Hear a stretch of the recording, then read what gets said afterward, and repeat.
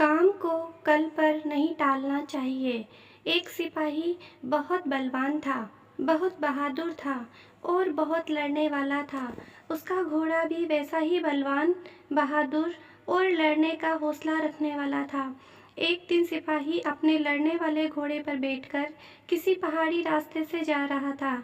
अचानक घोड़े का पैर पत्थर से टकराया और उसकी नाल निकल गई। नाल निकल जाने से घोड़े को बहुत कष्ट हुआ और वह लंगड़ाकर चलने लगा। सिपाही ने घोड़े का कष्ट तो समझ ही लिया, परंतु उसकी विशेष चिंता नहीं की।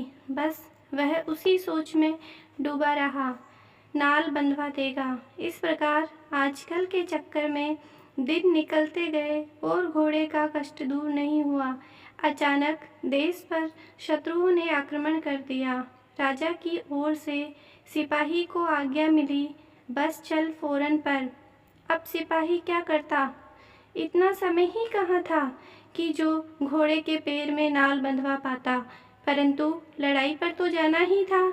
इसलिए वह उसी लंगड़ाते हुए घोड़े पर बैठा और दूसरे सिपाहियों के साथ चल पड़ा। दुर्भाग्यवश घोड़े के दूसरे पैर से भी नाल निकल गई। पहले वह 3 पैर से कुछ चल तो लेता था, परंतु अब तो पैर क्या करता। देखते देखते शत्रु सामने आ पहुँचे। वे संख्या में इतने अधिक थे कि उनके सामने सिपाही के साथ ठहर भी न सके।